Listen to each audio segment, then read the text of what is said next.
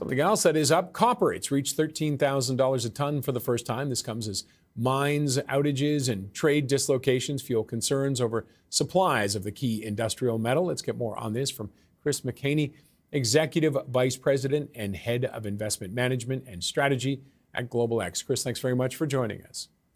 Happy to be here.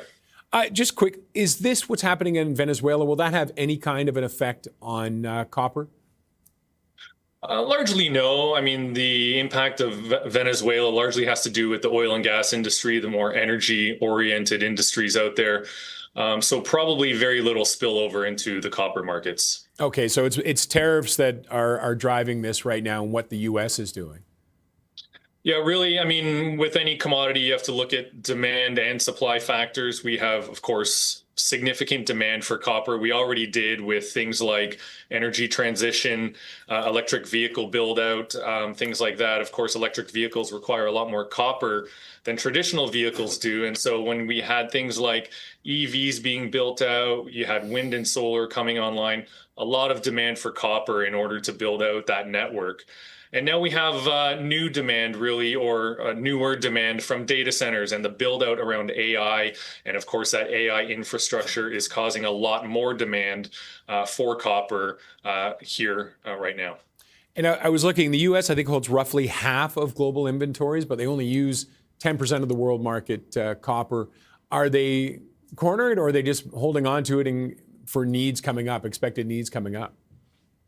Yeah, I think a lot of this comes back to the tariffs, as you had mentioned. You know, earlier in 2025, there were tariffs sort of threatened on the copper market. That caused a lot of U.S. companies to hoard as much supply as they could. Now, those tariffs ultimately didn't come through, but there is uncertainty as to around if new tariffs will be implemented. And so, as you mentioned, U.S. companies really holding on to a lot of the global supply out there right now. So, and as that drops, that supply, can we see copper prices dropping too? Potentially in the short term. You know, we do think long term there is still a structural deficit of copper supply. And so as demand continues to increase over time, of course, it takes a long time for new supply to come online. We think that provides a floor to copper pricing going forward.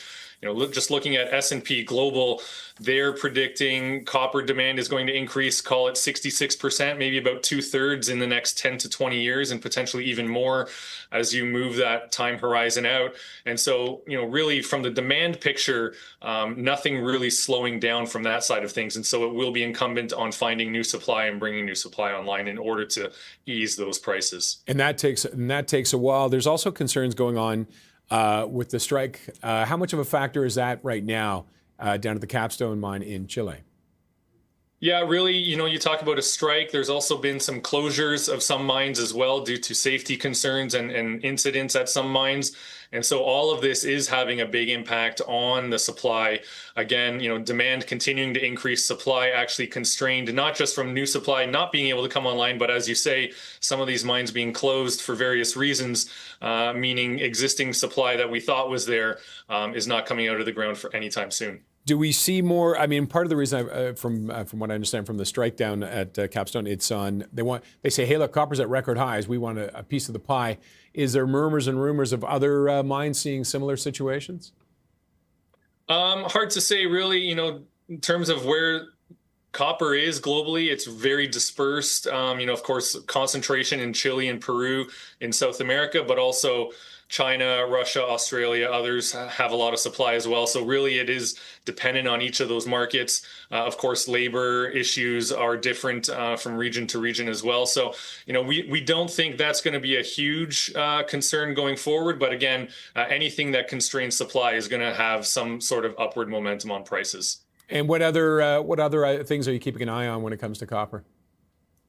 Well, the U.S., of course, at the end of last year, adding it to their critical minerals list. So this isn't necessarily even just supply and demand now, it's geopolitics.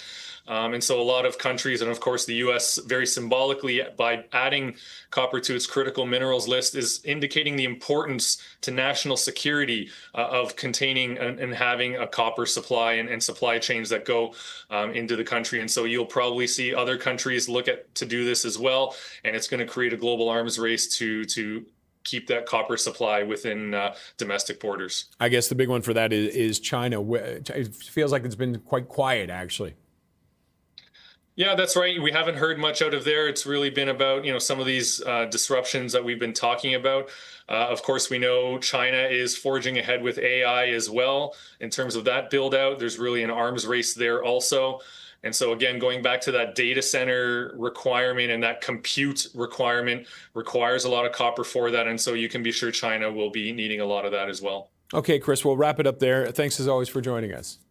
Absolutely. Chris McHaney is Executive Vice President and Head of Investment Management and Strategy at Global X.